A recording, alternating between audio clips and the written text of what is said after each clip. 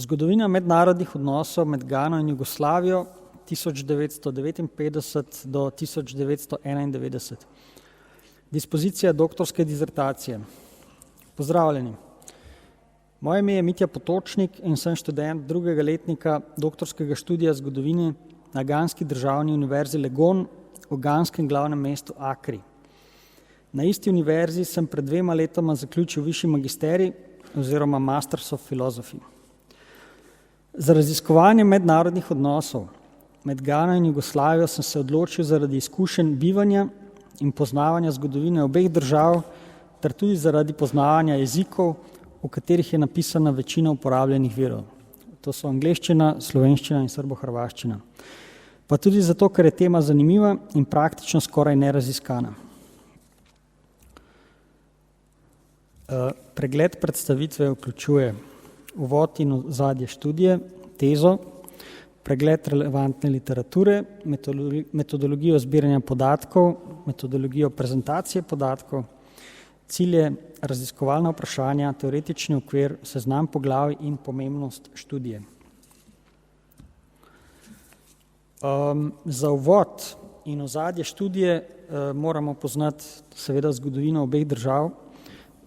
Zelo na kratko bom predstavil Jugoslavijo.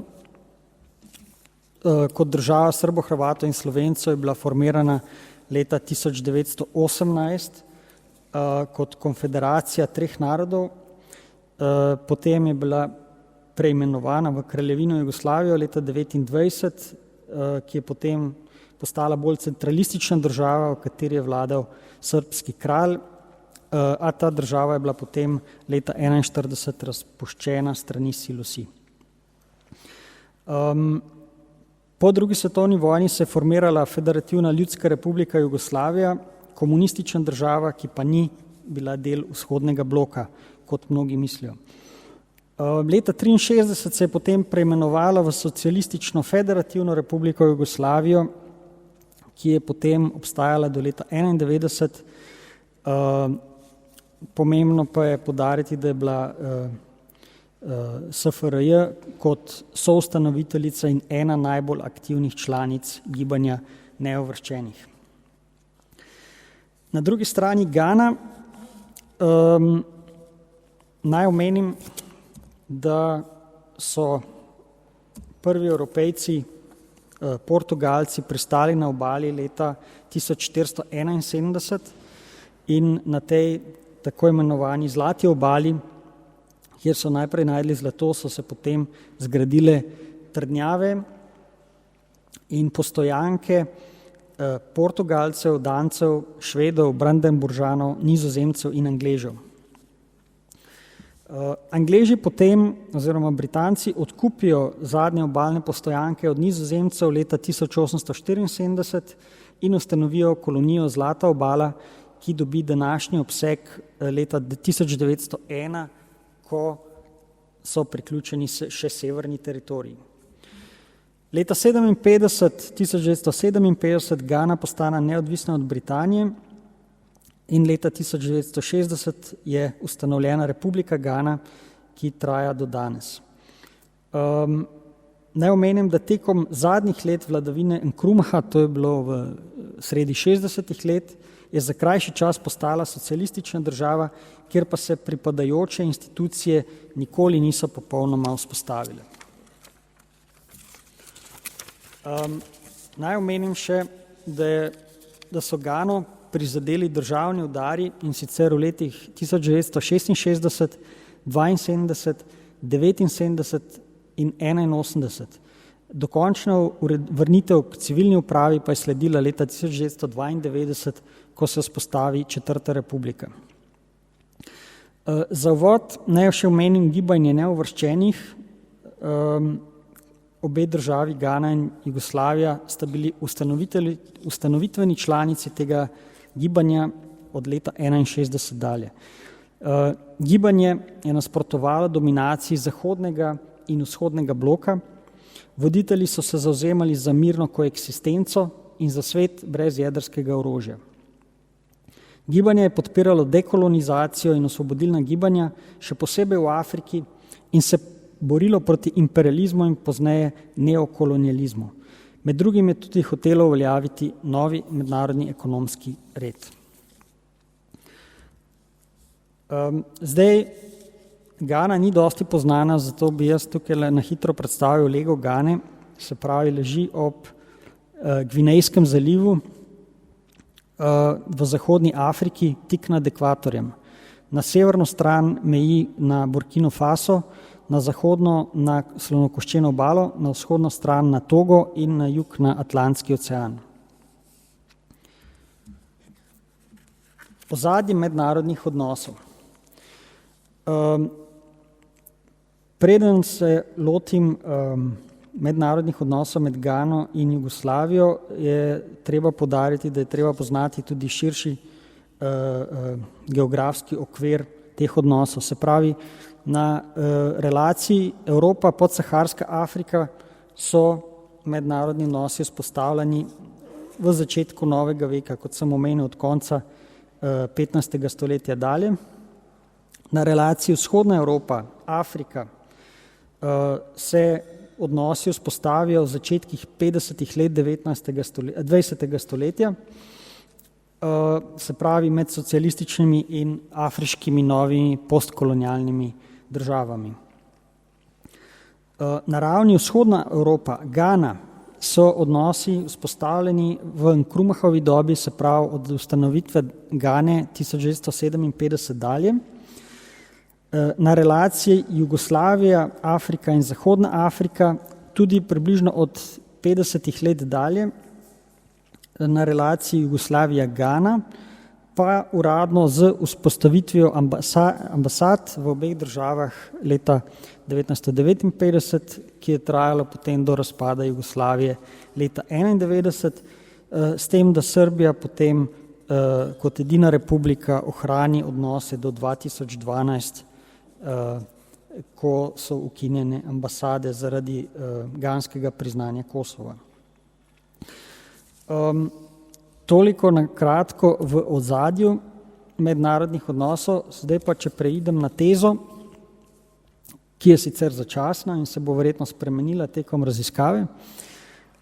Mednarodni odnosi med Gano in FLRJ, SFRJ so bili prijateljski in nekaj časa intenzivni v obliki gospodarskega sodelovanja, finančnih investicij, trgovine, znanstvenega in tehničnega sodelovanja in kulturnih vplivov preko študentskih izmenjav. Posledice dolgotrajnega sodelovanja, ki je trajalo do razpada Jugoslavije 1991, so vplivali na družbi v obeh državah in prispevale k razvoju na različnih področjih. Pregled najpomembnejše literature. Zdaj, seznam je precej obsežen, zato se bom osredotočil samo na najpomembnejša dela, ki so kot glavni vir moje disertacije. Seznam je sicer razdeljen na 7 sklopov po geografski razdelitvi.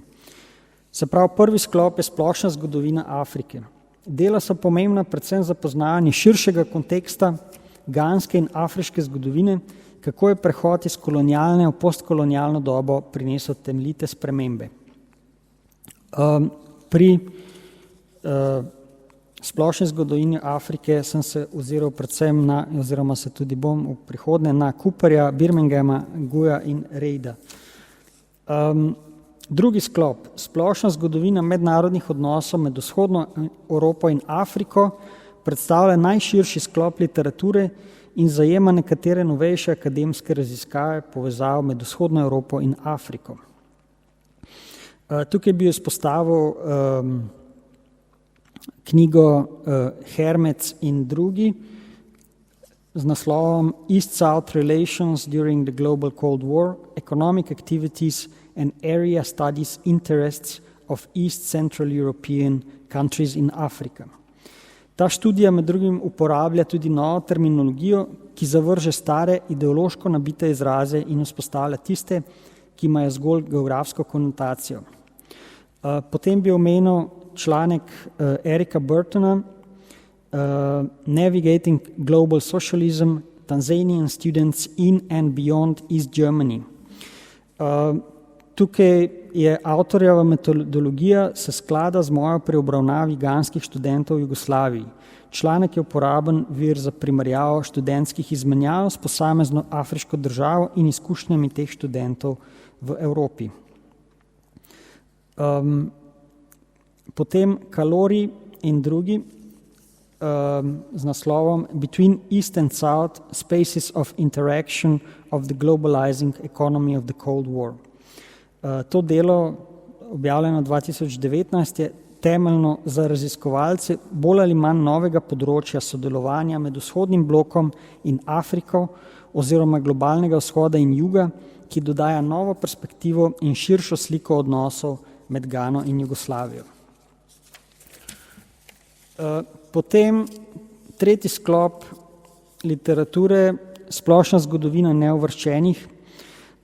Tukaj moram poudariti, da starejša dela o neuvrščenih znajo biti zelo pristranska, medtem ko novejša ponujajo več objektivnosti.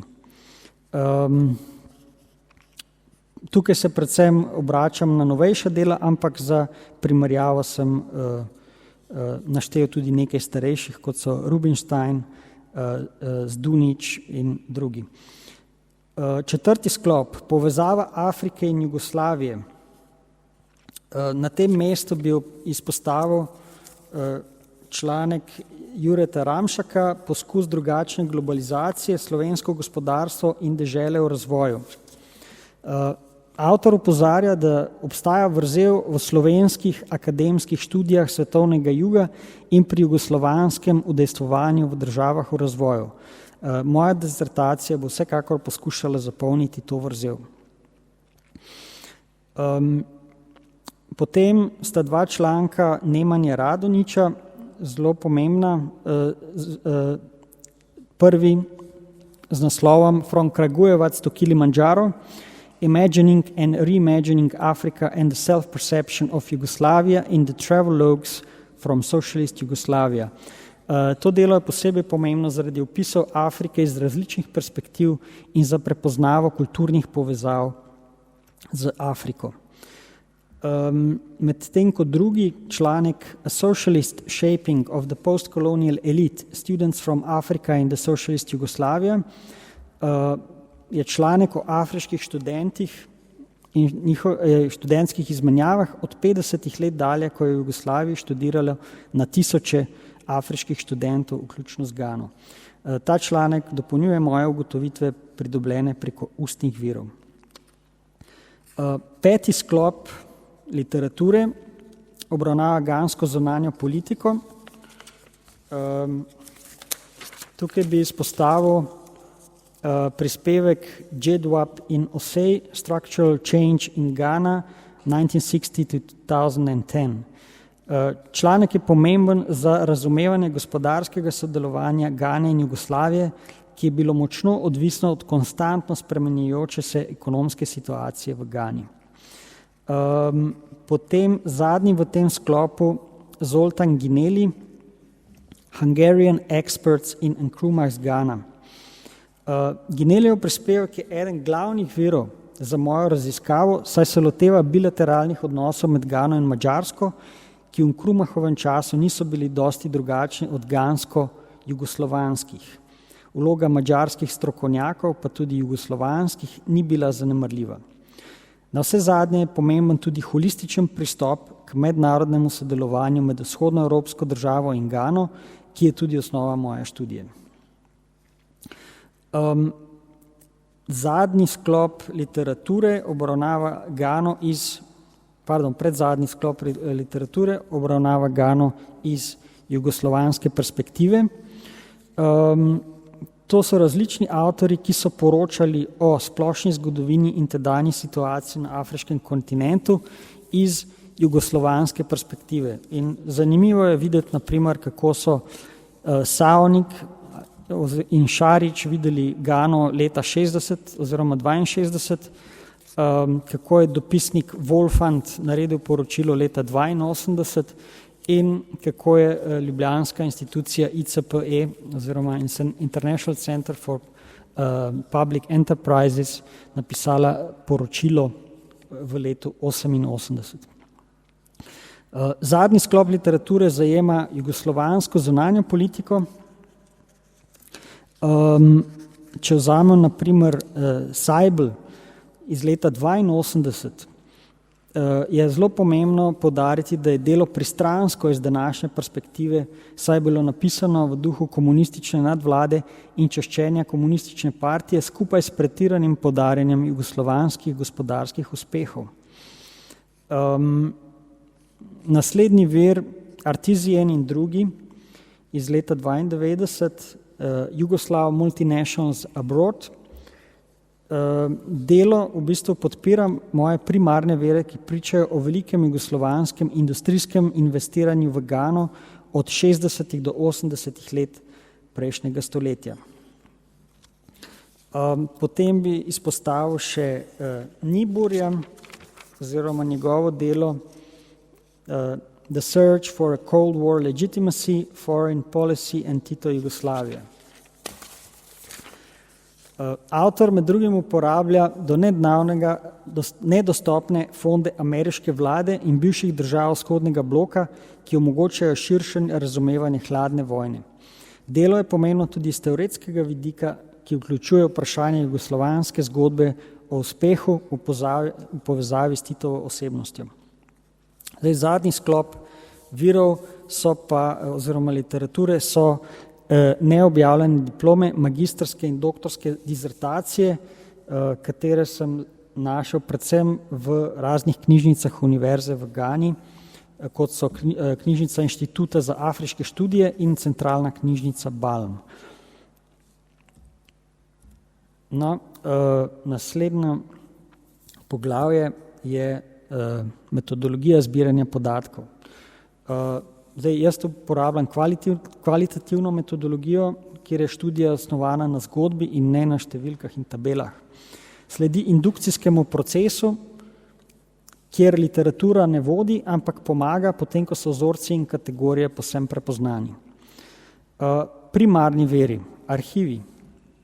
Ganski arhivi, se pravi v Gani imamo centralni arhiv, tako imenovani PRAD Accra, Public Records Archival and Administration Department, ki je arhivski in upravni oddelek za javne dokumente.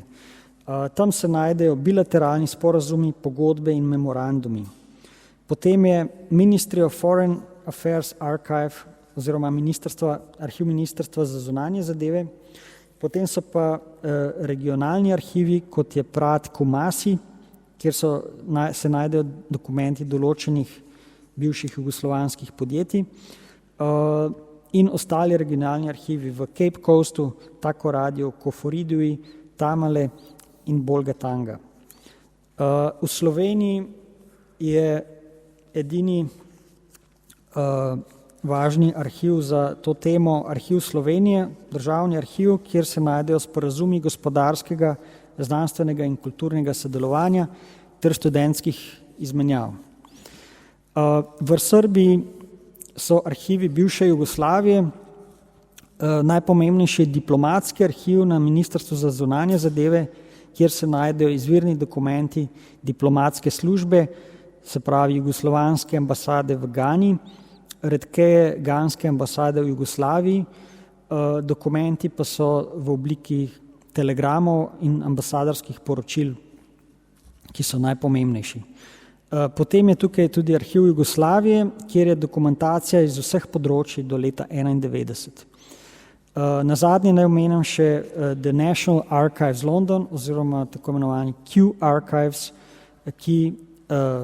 kjer se najdejo britanska poročila gansko-jugoslovanskih mednarodnih odnosov, ki so v bistvu tam samo od začetka 60-ih naprej, pa Britanija ni več sledila razvoju teh odnosov.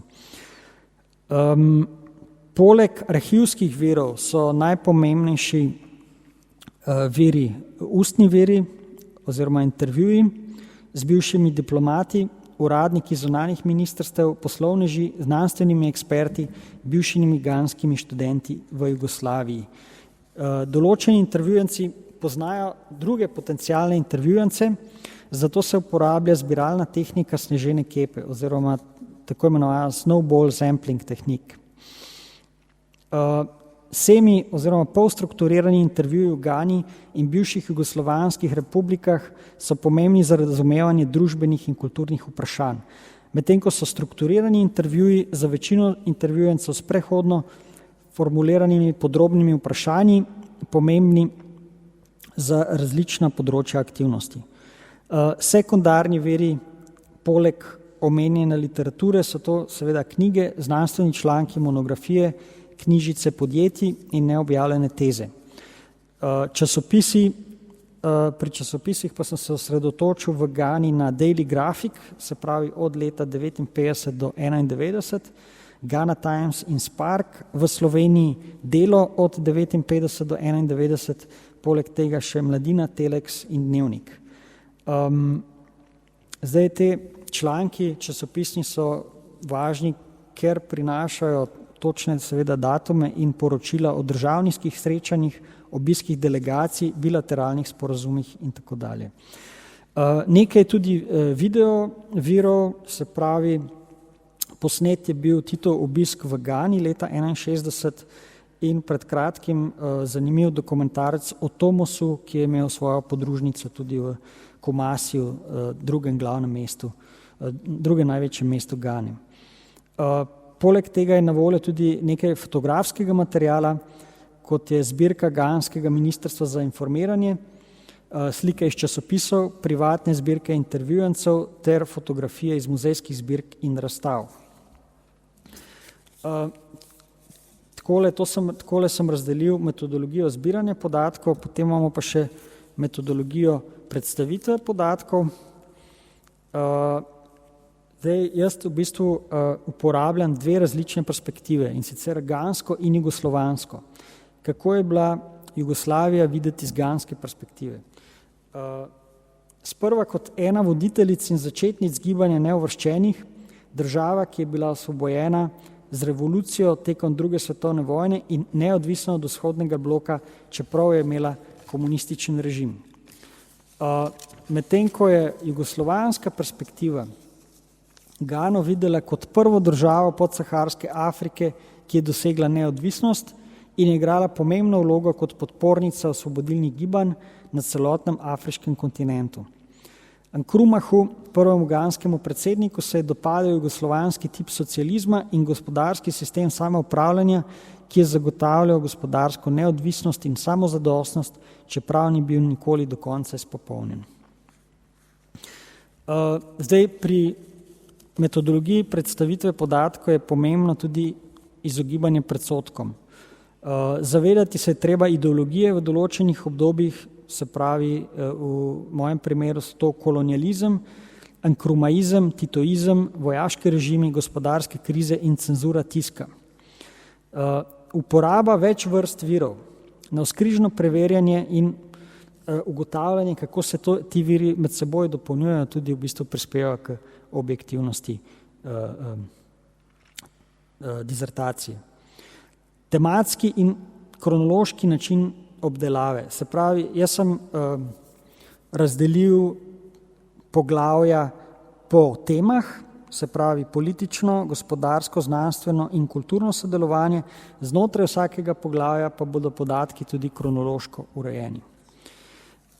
Zavedati se je treba tudi omejitev.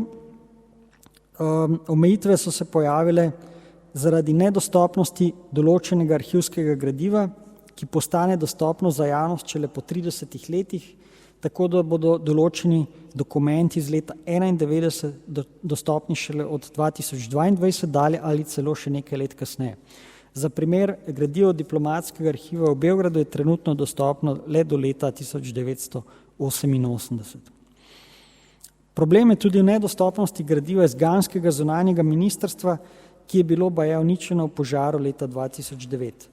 Zaradi tega sicer ne bodo manjkali podatki o ključnih dogodkih v tem času, ampak bo manjkala ganska perspektiva dogodkov, ki so bili zapisani na uničenih dokumentih.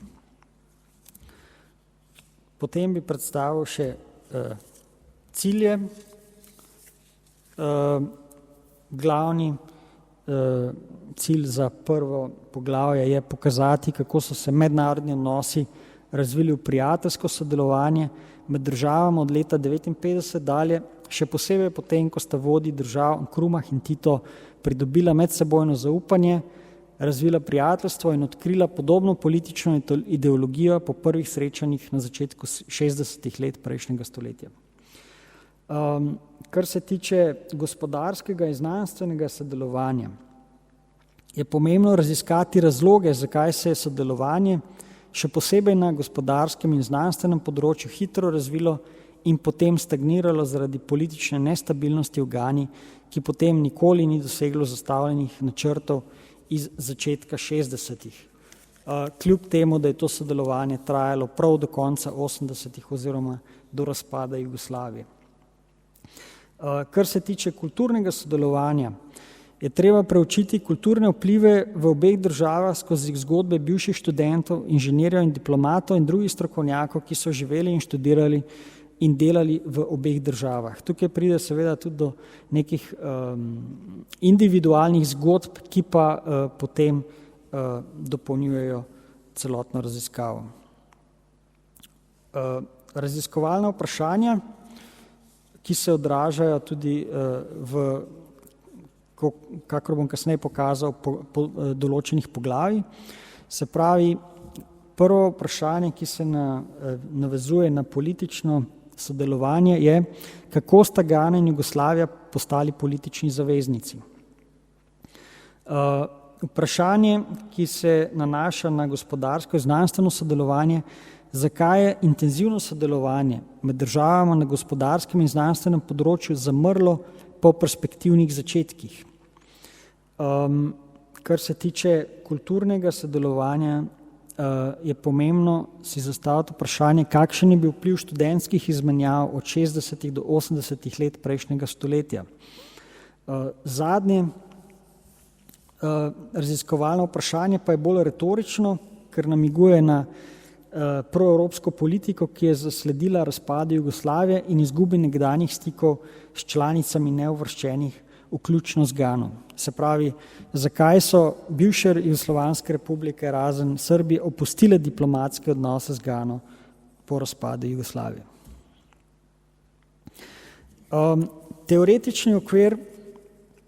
Za teoretični okvir sem izbral dve teoriji, ki podpirate tezo dizertacije, ampak obe sta le začasni. Prva teorija, tako imenovana voditelji in ideologija, je pomembna, ker opisuje, kako voditelji definirajo zunanjo in notranjo politiko držav, ki je zgrajena na osnovi njihovih dojemanj in tolmačenj. Izpolnjujejo pričakovanja, ti voditelji izpolnjujejo pričakovanja, načrtujejo strategije in predlagajo delovanje svojih vlad. V tem primeru sta avtoritativna voditelja, kot sta bila Kwame Nkrumah in Josip Broz Tito, izkoriščala priložnosti, ki so jih omogočale okoliščine in državna naravna bogatstva in tako vplivala na potek zgodovine. Oba zgoraj omenjena voditelja sta uveljavila specifično obliko socializma in obe državi sta povezali druga z drugo na mednarodnem nivoju znotraj gibanja neuvrščenih. Druga teorija sodelovanja in medsebojne odvisnosti. Ambiciozni načrti, ki so nastali na podlagi mnogih sporazumov, podpisanih strani obeh voditeljev na njunih srečanjih v letu 1961, nikoli niso bili popolnoma realizirani. Po padcu Nkrumaha je bilo zavezništvo med državama oslabljeno, kljub temu sta državi ohranili politične, gospodarske, znanstvene in kulturne vezi. Mednarodno sodelovanje, ki je bilo podprto s prizadevanji obeh držav, ki sta delali skupaj v perspektivi dolgoročnih skupnih ciljev, so bili znosni in donosni za oba naroda in je trajalo do razpada Jugoslavije. Seznam poglavij. Se pravi, prvo poglavje je več ali manj to, kar sem danes predstavil, od pregleda literature, zgodovinsko ozadje, cilji, raziskovalna vprašanja, konceptni in teoretični okvir, metodologija, pomen študije ter organizacija poglavij sama po sebi. Se pravi, poglavja od 2 do 4 pa se odražajo v raziskovanju mednarodnega sodelovanja na različnih področjih. Se pravi, drugo poglavje za politično sodelovanje, tretje za gospodarsko sodelovanje in trgovino, četrto poglavje za znanstveno in tehnološko sodelovanje, peto poglavje za kulturni vpliv in študentske izmenjave in zadnje šesto poglavje kot zaključek. Pomen študije je v tem, da so bilateralni odnosi med Gano in Jugoslavijo akademsko skoraj popolnoma neraziskani. 30-letno obdobje tega sodelovanja na različnih področjih bo analizirano in predstavljeno. Analiza študentskih izmenjav med državama bo razkrila vpliv na obe družbi. Primerjava podobnih političnih sistemov bo razkrila razlike in podobnosti. Z enakovrednim apliciranjem ganske in jugoslovanske perspektive bo avtor lahko prikazal originalne izkušnje ljudi, ki so bili vključeni v različnih področjih mednarodnega sodelovanja na obeh straneh. Ta študija bo vplivala na akademsko sfero svojo vsebino in po možnosti razkrila pozabljene smernice mednarodnega sodelovanja med državama strani gospodarskih, znanstvenih in kulturnih aspektov. Se pravi, za primer, tukaj sem pa pripravil še en primer arhivskega dokumenta, ki prikazuje zgodnje ugotovitve. Na fotografiji dokument je datiran 31.12.1966 in prikazuje kritično ekonomsko situacijo v Gani. Izjava "Now the war is over, the elements which seemed to suspend almost every enterprise, etc."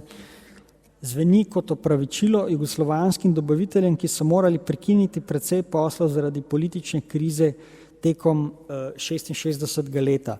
Se pravi, Nkrumah je bil vržen iz položaja konec februarja in potem je vojaški režim prevzel oblast in to se je potem odražalo predvsem na slabi ekonomski situaciji v Gani. V tem primeru naročanje vseh vrst potrebščin kaže, da so iz Jugoslavije v Gano uvažali najrazličnejše izdelke. Za zaključek sem pa pripravil eno fotografijo ganskega predsednika Nkrumaha v Ljubljani. Leta 1966 je potem, ko je obiskal Beograd, Zagreb in Ljubljano, se odpeljal tudi na Bled in pač tako zaključil svojo misijo v Jugoslaviji. Hvala lepa za pozornost.